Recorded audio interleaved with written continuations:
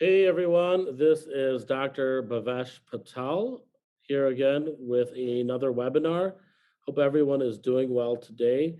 I'm excited to do this webinar. Today we're covering the topic around women's hormones, which change over time.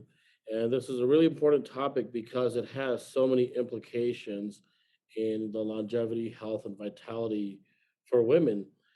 It's particularly important because medicine had gone through a phase where hormone replacement for women had fallen out of favor. So there are just generations of doctors who got trained without ever learning about hormone replacement therapy and how to replace it safely and what the benefits are. The medical world had gotten shifted over to the risks versus all the benefits, and so I wanted to go cover some of those topics today, but I really also want to go into a fundamental explanation of how the hormones work for women and how they change over time, and to let women know that there are some things that can be done to rebalance those hormones so that women can enjoy the vitality and health and vibrancy that they had gotten used to prior to the decline of hormones. Uh, no, I've been doing hormone replacement therapy in women with my Senegenics practice now for about 11 years, and we've just had some tremendous success with that.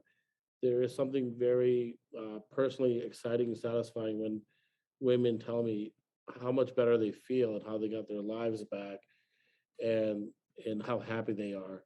Um, so I find the hormones are more nuanced for women. They're a bit more challenging for me than they are for when I treat men. But boy, when we get to success, it is just so exciting. Uh, so let's go into what it means if the hormones get low in women. So now for a long time, we had done hormone replacement therapy in women because we knew that it was going to help with bone health and heart health.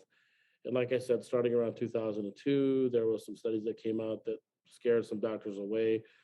But there's actually a number of reasons besides just bone health and cardiovascular health or heart health for women to get the hormones replaced. We know that as women get older and if they are low on estrogen, it's associated with higher rates of dementia. That's because the estrogen isn't there to help protect the nerves in the brain, and the dementia presents itself. Heart health going down is well known. Women who have low estrogen, even if they're working out, they don't get the vascular benefit. They don't get the benefits in their arteries and their heart from the exercise if the estrogen levels are too low. Bone health and fracture risk or risk of breaking bones is higher in women as their estrogen levels go down. Vitality, how you feel about life in general goes down. Mood can be depressed. Depression is common.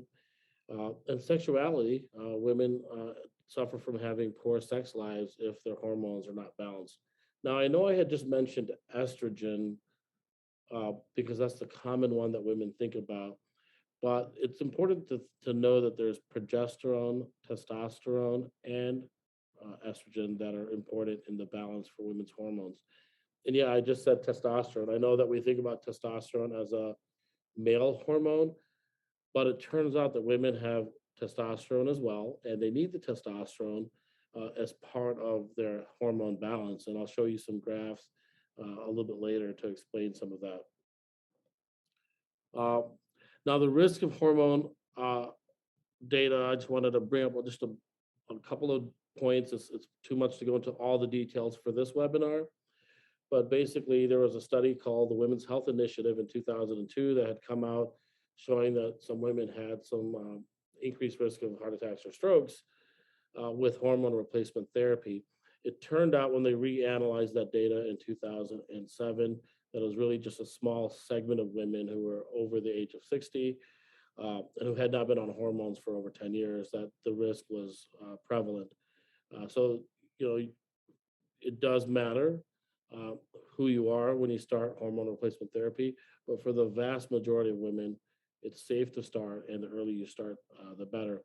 The other notable piece is all of these studies are done, or most of these studies are done on what's called non-bioidentical hormones. These are hormones that are almost like the hormones that are in your body, the hormones your body would naturally make, but they're different enough that the pharmaceutical company can put a patent on it and they can sell it as a medication versus it being something that's naturally produced. Um, the way I think about it is, your body has receptors, and the receptors are ideally suited to fit the right target. Okay. Uh, it'd be kind of like, like a BMW Mini Cooper is a small car and it's designed to fit a certain size person. If Dwayne the Rock Johnson got in that car, I mean, he's not going to fit in there that great. Yeah, he's going to drive the car around, but he's probably not going to be do his best driving job in a small little Mini Cooper. I mean, that guy probably needs a much bigger car. Meanwhile, if you're, probably 5'1" and tiny, you probably don't need to be in a big giant SUV where you can hardly see above the dashboard, right? So that's sort of how you might think about bioidentical versus non-bioidentical. It's the right hormone that your body is expecting, fitting in the right receptor. So it's the right size person on the right car. Uh, and most of the studies were not done with the right size person in the right car. So uh, I'm going to leave it at that for the risks. We'll cover a few specific risks later, but those are the main ones I wanted to have you just be educated about to a certain extent. So, what are some of the benefits? I talked about the fact that we have uh, testosterone for women is an important one, and obviously the risks are there's so many benefits. I just decided instead of writing it all out, I'll just go over some of them. But testosterone is one of the hormones that women need to have replacement. Brain activity, memory, it's anti-inflammatory. There's dementia, immunity, energy, libido, better production of red blood cells and white blood cells, which affect your energy levels, and it affects the your immunity as well. Skin thickness, reducing obesity, increased muscle mass, better results from the gym. Okay, the for estrogen, the benefits are the female figure, breast tissue, vaginal dryness is improved, hair. Again, we talked about dementia already, obesity, sleep, sight. I mean, just a ton of benefits to this hormone. And again, when we talk about what happens when you're low on these things, these are the symptoms you can get with low estrogen. So, anytime and you're going to find this because there are so many physicians who haven't been educated on the benefits of hormone replacement therapy, and they're afraid of the risk, that they're willing for women to experience all of these issues versus getting the benefits of all of this with the estrogen replacement therapy. Progesterone plays in here as well too. When the progesterone levels are low, irregular periods, breast enlargement, bloating, swelling, sleep issues, mood issues. Benefits are mostly the emotional side of the equation. Again, that's going to balance out the estrogen. That's part of how that works. I'll just go and go over the risk of replacement of testosterone in women. You're going to have, and this can all be managed, but facial hair growth, change in voice, change in clitoris, um, thinning of some hair, increased oil production, acne, all of which can be you would monitor for and manage. Same thing with risk of estrogen replacement. We'd want to monitor any of those issues uh, with any kind of replacement. But again, that gets into knowing a bit of your numbers, where you're starting, and getting the right treatment that's sufficient to get the benefits we talked about without getting those side effects and mitigating those risks. So we're going to back up here a little bit and talk about how the hormones change over time. And this graph does a nice job. I usually draw this out, but again, as we all know, I'm not much of an artist, but here's a nice little article or graph. Over time, estrogen and progesterone both go down. So here's your estrogen and progesterone. But right around the age of 40 or so, and these guys say 35, they both start to decline. right? What you see here is the progesterone starts to decline a lot faster. So where the difference between estrogen and progesterone levels was pretty tiny here, when you start getting older and older, this delta, this difference widens. Okay. Now, this is around the time when women start feeling not quite themselves, or around the age of 40 or so. They just don't feel themselves. Maybe they feel depressed. Maybe they feel anxious, their moodiness. We saw that progesterone is responsible for mood swings. This is oftentimes a woman will go to the physician and they will be put on antidepressants. And really, what would happen is if you had balanced out this estrogen level, the progesterone level to match in and got that delta back to being small, you might not need that antidepressant. You wouldn't have those mood swings. So, this is one of the first hormones that we look at that we need to see if it's starting to decline over time. And just replacing that progesterone and getting that estrogen and progesterone balance back can have a tremendous impact on your mood and your sense of well-being and your vitality. So that is, again, this is progesterone replacement here. That is one of the earliest things that women should be thinking about in terms of their hormone replacement. Now, these areas here, by the way, for women, that you sort of have your time of your life when you have normal menses or you're having a regular period. When they start getting irregular, that's what's called perimenopause, or you're starting to get to the point where the hormone levels are off balance enough that the periods aren't happening on a regular basis. And that can honestly be anywhere from the age of 30 to 60 when it starts, as far as the starting of the perimenopausal period. That's just very specific to women. I've seen some women as early as 20, 34, maybe 30 or 40 starting to have issues, and some women who don't start having menopausal symptoms until they're 60. But again, there's symptoms and there's numbers. Um, let's look at the cycle, the hormonal cycle for women over time, and this is helpful to kind of understand as well too. I'm sorry, not over time, over the month. The reason I want women to understand this is that most women know they have a period. They know that the cycle is a 28-day cycle, but what's really happening to your hormones in that cycle?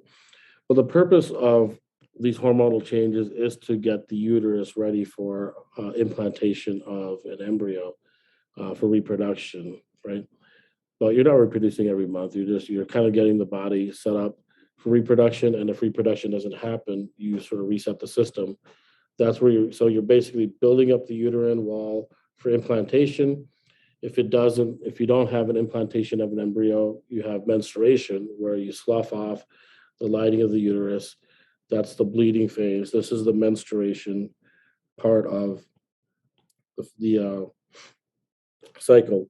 You can see here that during these times, the estrogen levels and the progesterone levels are pretty stable through that. As you start building up the uterus, the estrogen starts going up over time. The progesterone still stays down here. And then you have what's called an LH surge. This is where the ovary ovulates or puts an egg out into the bloodstream. And when you have that LH spike, the egg comes out. You can see that here. And the progesterone levels start coming up too. Now, over the course of the month, the estrogen comes down, progesterone goes up. And for a little while, the estrogen is lower than the progesterone.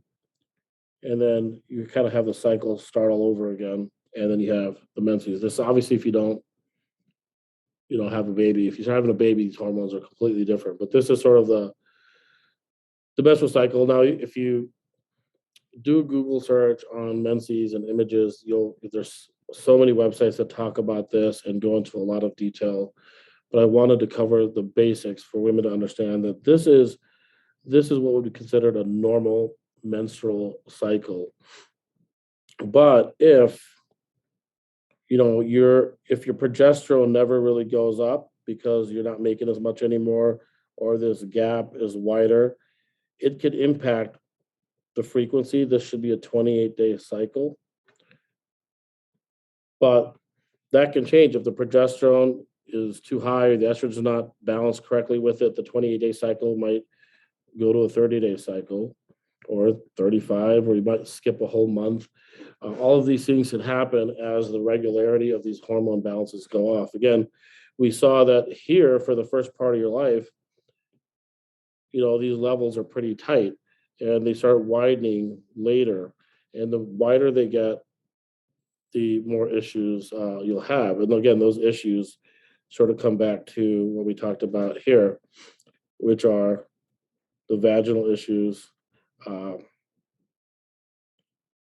and the bloating issues that are here with the progesterone. Okay. Let's see. Hopefully everyone's still with me because there's this information can get pretty heady. This is just another diagram of the same thing. This adds in the FSH and LH as well. The other one had two actually, but here you can also see, you've got the estrogen, progesterone cycling at different times. This graph doesn't have them intersecting in the same place. I do want to point out one thing that's interesting for women to know is this intersection point, or the time when it's best to test hormones, is about day 19 to 21 of your menstrual cycle.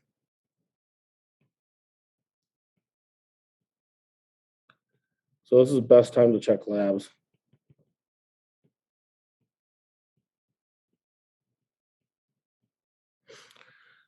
Okay, so last one we want to talk about here is the testosterone. So just like the other hormones go down over time, so we had described as estrogen goes down over time and progesterone goes down over time, and you're getting that increased gap.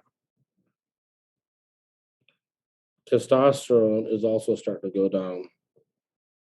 So this is shown here. Now this graph is just showing testosterone. So I'm looking at this red line here. This is just showing how testosterone changes for women even in the course of the menstrual cycle. So there's a little peak of testosterone going up during the time of ovulation. If you think about it, it kind of makes sense, right? Right when you're about to ovulate is probably when you want your libido to be up, because that's going to be the best chance of you getting to have a baby. So biology is kind of exciting and interesting that way, but it kind of makes sense, right? That you're going to have a little testosterone spike right around the time of ovulation, and that's going to improve the libido part of the equation. Let's see. I think that's it for this slide. Hopefully, this is understandable as far as those pieces.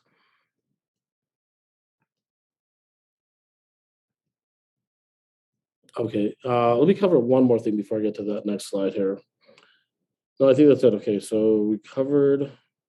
Yeah, let me just cover one other thing. I just want to point out reference ranges just briefly here. We'll probably have to do another webinar where we're covering the actual reference ranges.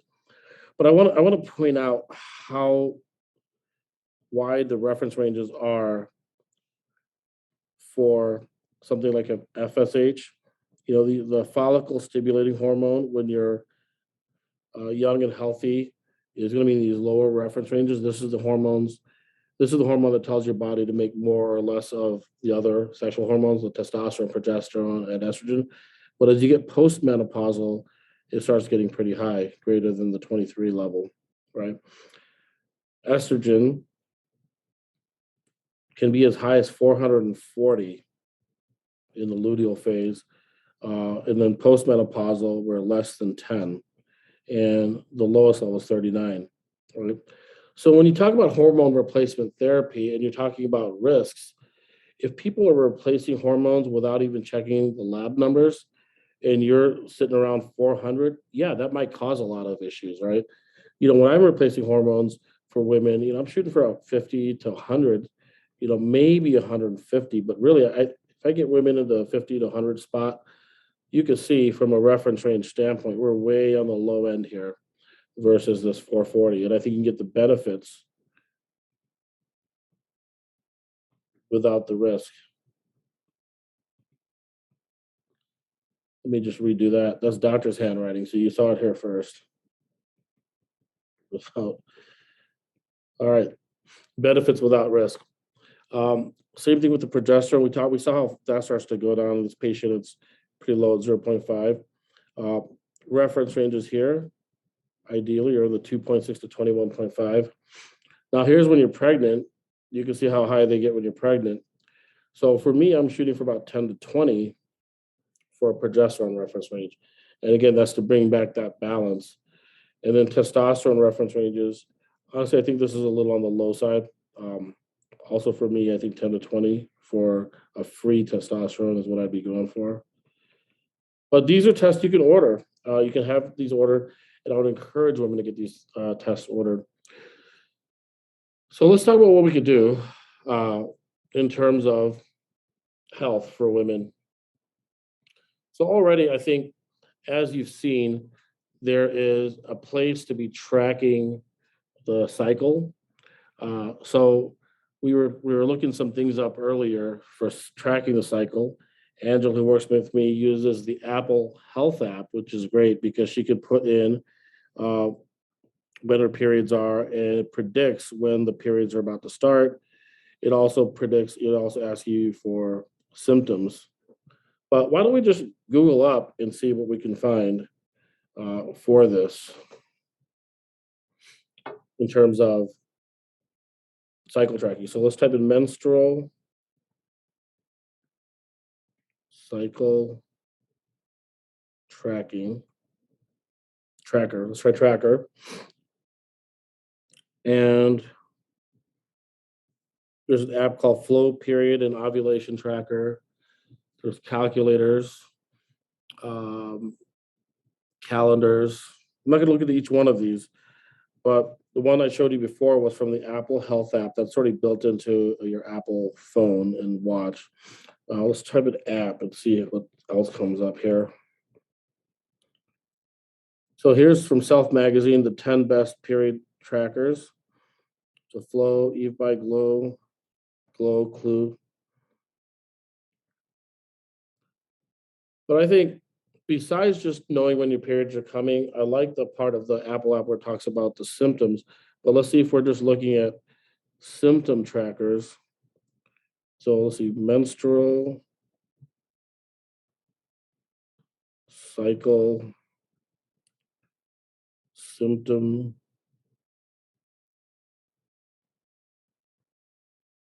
Let's try tracker and see what happens here.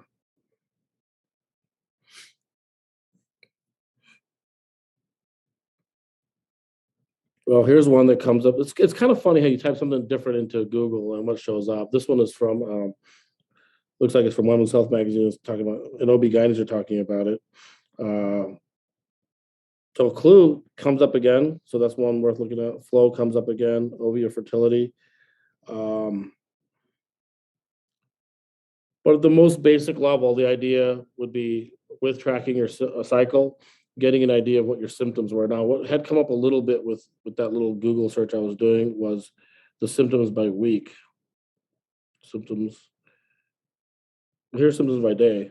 So this is written out here. So here's what happens with a menstrual cycle through the day. Again, the reason I'm doing this is to show that you don't need me, or you don't need to depend on your doctor to start getting in charge of your health. And once you know that there's something to look for, that's the first level of awareness on these things. The next is to do some of the searches and start learning how your body should feel around things. Again, now we're just looking at menstrual cycles. So where I come in is when you're not getting the regular cycles, and when there's an imbalance that needs to be corrected. That's when you start thinking about progesterone replacement, and testosterone replacement, and then finally estrogen replacement. This could be depending on where you're at, whether you're young or older, and where you're at in your perimenopausal symptoms. So the last piece of this is just get the laboratory testing done. Any OB-GYN should be able to order these levels for you. You may have to ask them specifically to check for testosterone. Not everyone is thinking about testosterone for women, but it's a very, very important hormone. We saw that it's already there and present as part of all the other hormones that you have, the estrogen, progesterone, FSH, LH. Testosterone should be in there, but I guarantee you, if you were to Google female hormones, it graphs, testosterone is often left off, but it's right there, right in play. It's going up and going down through the month, just like the other ones are. So you're going to ask your doctor for those tests. We've covered this in other webinars, but you could order your own lab tests. So you don't need to have, if you can't get a physician to order the tests for you, you could do that yourself. So let's just look at order my own labs. And I'm going to look at something. Let's see if we have something that's going to have a female health panel here.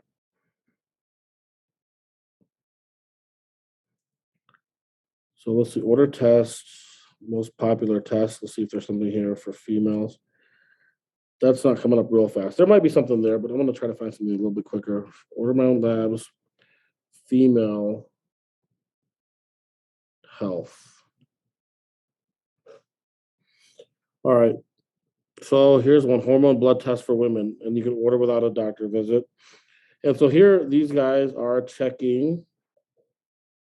You can see they're checking the cortisol, the DHEA. That's a pro-hormone that turns into the other hormones.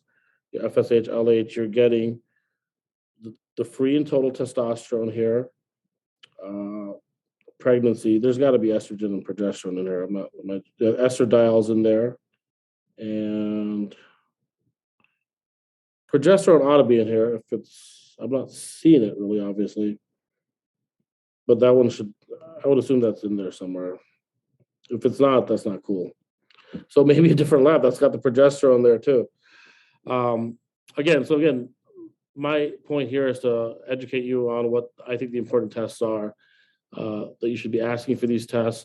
And even if you don't have menopausal symptoms or perimenopausal symptoms yet, it's nice to see what your baseline is. You could even get the test several times a month just to see at different phases. We know that there's the menstrual part, there's the luteal phase, follicular phase, et cetera. And you can see where you're at in the different phases with those hormone levels. I mean, that'd be a little extreme, but maybe worth doing, especially if you're having issues with periods that are very irregular and you want to see what could be the cause and specifically where and when you want to take a particular hormone. I think that covers the topics for today that will introduce you to the concept of hormone replacement, that it's safe, that there's more benefits than risks for replacing the hormones. Uh, Again, like I said, but the women I have on my program, even more than the men, the impact it has on their happiness is just tremendous. So it's really rewarding when women's hormones get balanced. So with that, Angela, can we see if there's any questions in the chat? There probably are, so we might have to do another webinar, but let's take a few while we have some time. Dr. Patel, we do have a lot of questions in the chat. One of them, somebody wanted to know if you could speak a little more to the hormones mimicking some of the symptoms of depression. We have someone who is taking antidepressants and is experiencing negative side effects from them and wonders if you can speak to, whether you should check your labs before going on an antidepressant to determine if it's a hormonal issue or actual depression. Absolutely. So one thing so hormones have a huge impact on people's mood. And when it comes to depression, we've sort of settled into this idea of it's all about the serotonin. And so women get put on serotonin receptor blockers, such as Zoloft or Prozac.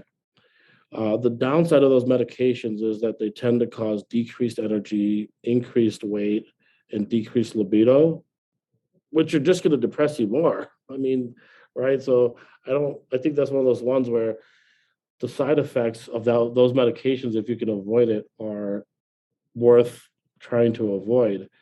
So the first question I would think about is, is it a long history of depression that you had, or did it come on over the last couple, 2-3 years? So if you had really not experienced depression type symptoms, and now you're 35 or 40 or 45, and you're starting to notice that your mood isn't the same, and you're talking to your physician about it, and the easy answer is, oh, you're going through depression now.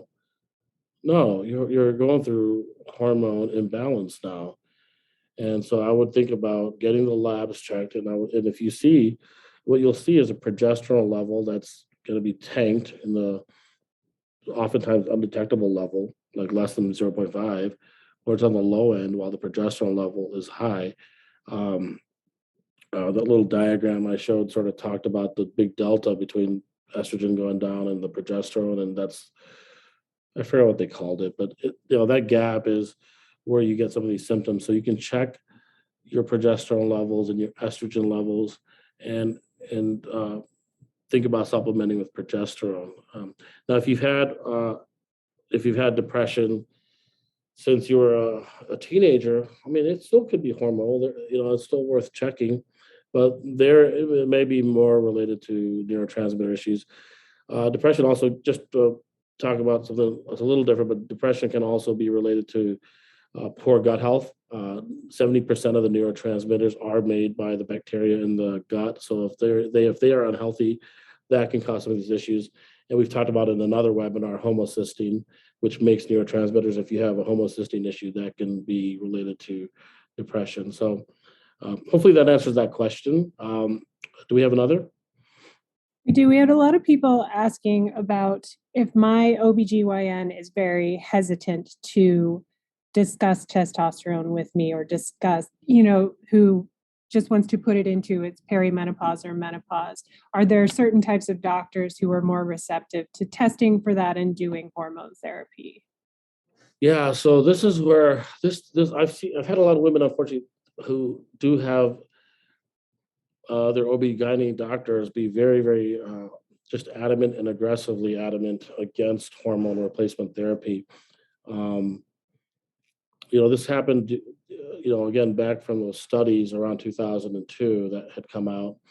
And even those original authors had put out an editorial piece saying because of that study, generations of residents never got trained in hormone replacement therapy. And the outcomes when it came to increased mortality, dementia, fracture risk, cardiovascular disease were so much worse than anything they found in that study. And that's after they, and that was even including the fact that the first study just wasn't done correctly. Unfortunately, you know, everyone, doctors included, once they believe something, sometimes it's hard to change their mind.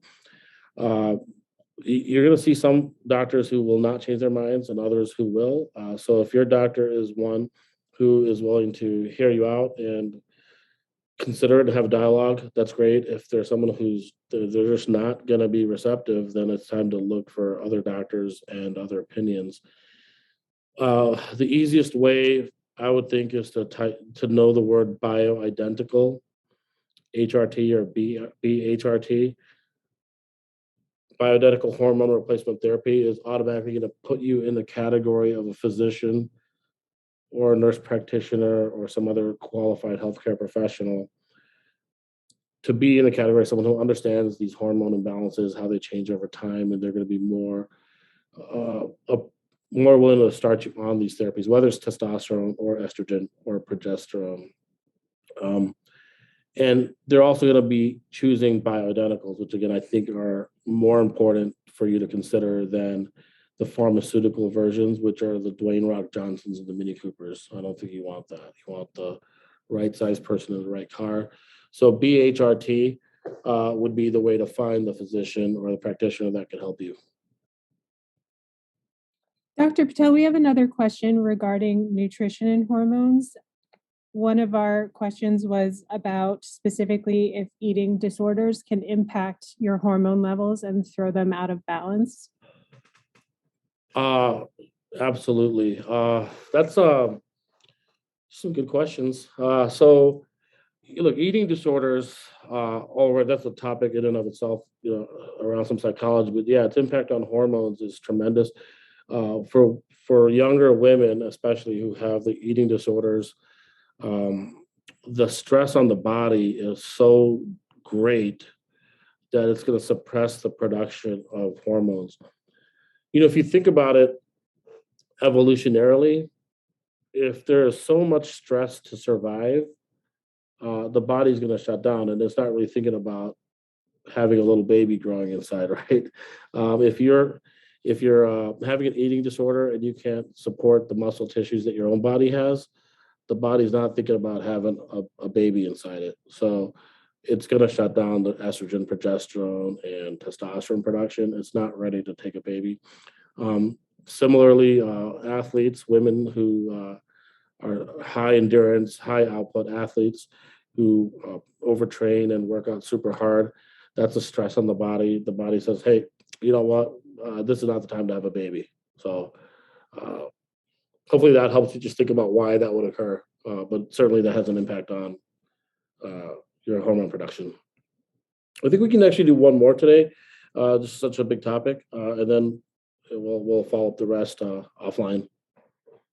We just had one more question about if you could go over again the types of tests that you should be looking for if you are trying to figure out your hormone levels. Yes, happy to do that. So let me pull up my little diagrammy thing here. All right. So if you're looking for hormones, FSH and LH are two main ones. These are the signals from the brain to make the hormones. Then you have estradiol, which is one of the three types of estrogen. I think that's enough of a test just to be thorough. There's actually something called E1, E2, and E3. Those are the three types of estrogen, and we're looking at the E2. You could even get all three, but E2 is sufficient in my opinion. Progesterone, and then testosterone, free, and total. And again, I like the free version of testosterone, but I think that's the basic workup for women when it comes to at least the basic was a couple others. I mean, DHEA is worth looking at, perhaps, and then cortisol because it just has this related to the stress level. So you might check those as well. But the top ones are the primary ones when it comes to thinking about what you might replace. So, all right, guys, thank you very much for tuning in. Hopefully you had fun with this webinar and it was informative. Reach out to us. You just go to the website, bhaveshmd.com. I'll have a post of the replay. We'll monitor the comments for any questions you might have and answer those. If you'd like to make an appointment with me, there's a link to schedule a short call where I'd be happy to discuss anything with you. I think that closes it out. Thanks a lot, guys. Take care.